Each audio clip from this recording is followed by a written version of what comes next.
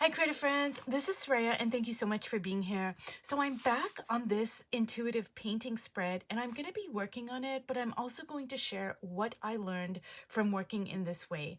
Now to begin with, I was super scared when I first started. I was like, oh my god, my safety of sketching wasn't there anymore. But a few very interesting things that I have noticed is that when I'm working intuitively, I'm more likely to turn off my logical mind and just go with my feelings. So I'll give you an example here.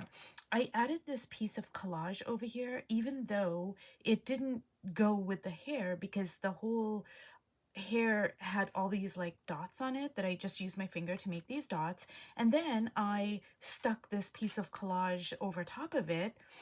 And normally I would think, oh, that just doesn't go. But I absolutely really love the way this piece just added so much interest to the hair. And to me, it still reads as hair. Like I'm not going to look at this piece right here, this part, like I'm not gonna think, oh, this is the hair, but this part over here is not the hair. Like it all reads as hair to me, and this could be like a piece of jewelry in her hair, or it could be say like a flower, or like it could be like anything, it's just, but it all reads as hair, but it's just so interesting to me and I'm so drawn to this part of the spread. And normally, like if I had my logical mind turned on, I wouldn't have put this piece of collage over here. Another thing is when I first started this, I meant to make this into a circle because I was thinking, oh, I'm going to turn this into a sun or a moon or whatever. But it ended up being a crescent and I just love that shape as well. And if I had my logical mind with my pencil, I would have sketched in a circle, but for some reason I had my paintbrush and it turned out into be a crescent. Another thing is I over here just suggested her lips and her cheeks with this color, and I think I was actually using this color like over here and over here, and I wanted to move it around the page, so I said, oh, let me just kind of put it over here. So I'm just suggesting the features, but if I had had my, say, Stabilo and I was sketching, I would have most likely drawn in the features more. So those were just a few things that I kind of like when going back in it and looking at it, I realized. Now, another thing is when I'm working intuitively, I really, really slowed down more than usual. And while it may not translate very well when I'm filming my video, because I remember at one point in one of the series, I said, hey, I know I'm working really slow, but if you guys want to speed it up because it might be too slow for some people watching the video. So it might not have worked to watch me working in that way, but it really helped me to be in the moment and to create space to have a conversation with the page. Now, what does that mean exactly, have a conversation with the page?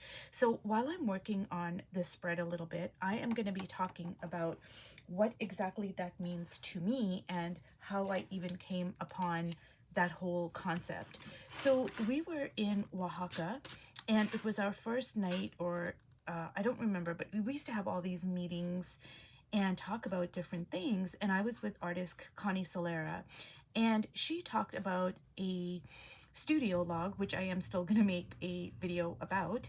And she talked about having a conversation with the page and how when we have a studio log, you can have a conversation like writing, like so it's going to be different for everybody. But, I can actually get out my studio log and I can have a conversation with, say, one of my ladies. I can talk to her and I can say, hey, what do you want to express? Or I can have a conversation with, say, a color. I can have a conversation with a line. Now, at first, it seemed like really interesting to me, but it also seemed like really intimidating because I had never thought about things in that way. Now, this was about, I don't know, I want to say this was about 6 or 7 years ago. And ever since then, I have come to use a studio log. I have come to have a conversation with my page, even when I'm not using my studio log, like when I'm not like writing things down, but if I'm just like conversating with the page. And I have become very intimate with my visual language, and it has actually helped me to strengthen my visual language, because when I have a conversation with the page, I am asking things like, and like I said, it's going to be different for everybody. So just because I do it this way, it doesn't mean that you should do it this way. I'm just kind of sharing my process. So I might have a conversation with a page like, oh, like I really love this blue. So blue, what do you want to express, or what do you think would look good, you know, over top of you over here? And so I'm actually having a conversation with a page, which might seem really strange to somebody who's not a visual artist. You know, I don't know, but it is a practice. And if you get over the strangeness of it and suspend all your disbelief and just start like having a conversation with your page. So you might ask yourself, like, hey, you know, you can name your lady. So you can give this actual lady, you can give her a name, and you can say, hey, whatever you name this person. And you can say, what do you want to express? What do you want to show about yourself? And then, you know, you might get an intuitive hit like, oh, I want to express my strength. I want to express vulnerability. I want to express whatever it is. And in this way, you are turning off your logical mind. You are allowing the page to lead you. And it took me, honestly, it took me a minute to kind of be comfortable with working in this way. But to be honest with you, I have had conversations with paintings of other artists when I've been in museums.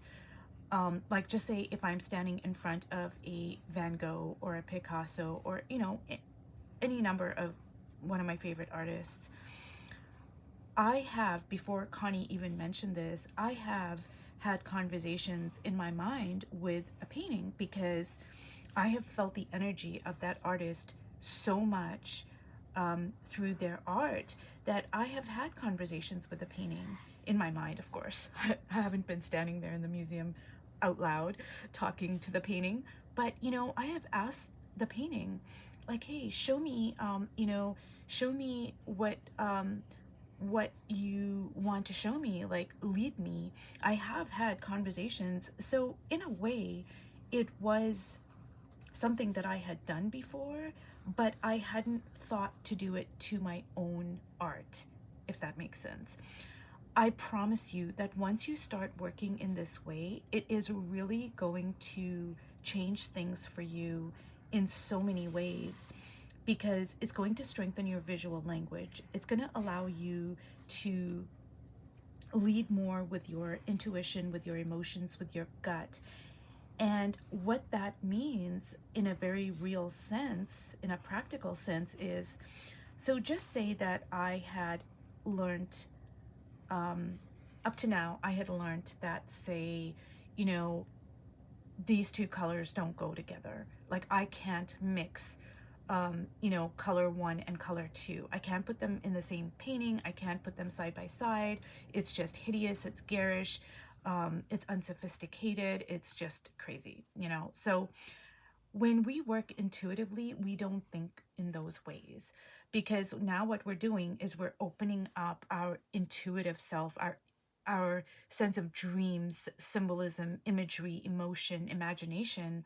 And in that place, everything and anything is possible. So, you know, I'm not going to think, okay, these two colors don't go together. I can't, you know, I can't put this pattern next to this pattern. I can't, you know, all these rules that we have.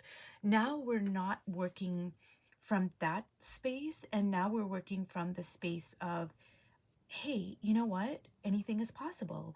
I'm going to see if I can do this. And, you know, if it works out, it works out. If it doesn't, it doesn't. Now we're in a space of, you know what? I can turn this tree into a lady. I can turn this sky into a field of flowers. I can, instead of painting a blue sky, I can draw or paint a pink sky. So now we're entering into an entirely different space, if you will. And working in this way, like intuitively, and having a conversation with the painting, now you're making space for your visual language to not only be strengthened, but to show itself in different ways. And you can incorporate what you've already learned. It doesn't mean that you don't use what you've learned. It just means that you use what you've learned, but now you kind of use it as one ingredient of a number of ingredients. And going back to the video I did with the visual journal book, where I talked about magical coincidence. Now you're inviting magical coincidence into your life. Sorry, into your art and into your life as well, but into your art, because you're not bound by all these rules that you've learned. And interestingly enough, a couple of days ago, I was listening to an interview by the brilliant, freaking genius artist, John Baptiste. And I'm not sure if you guys are familiar with his work, but he is an incredible pianist. And what he did, like, he is seriously a genius, okay? And what he did is he took works like that were classical works, like, say, Beethoven, and he infused his own methodology and his own way of doing things. So he kind of turned Beethoven into gospel Beethoven and into jazz Beethoven, and he can go back and forth. I mean, he's really a genius. I mean, if you just listen to his work, it's seriously craziness. And he was doing this interview and he talked about it, and he said that, in the beginning, when he first started doing that, a lot of people would take offense to it because they said, you are destroying this great piece of classical music by Beethoven, who's like a genius, right? And he said, but actually, that's the wrong way of looking at it, because he said, Beethoven's work exists. Nothing can destroy it. He said him taking Beethoven's work and, infusing it with his own interpretations doesn't change Beethoven's work. But it is, what he's doing is he's creating a new piece of work, if you will. And it was a very interesting interview. I'm going to try to go back and listen to it again and actually take notes, because it was such a brilliant, like, the thing about him is not only does he play, like, just like, when you watch him play, it's like, that you're watching a genius. But when he talks, it's like he pulls out these pieces of wisdom that seem like, oh my God, like, how did you even think about that? But he just pulls them out like it's nothing. Like, so I need to go back and watch it and take some notes, and then maybe I'll share it with you guys. But he was talking about music, but I think it applies to all art forms, whether it's like, you're a writer or a potter or a painter or whatever. It's just, he was talking about creativity, really.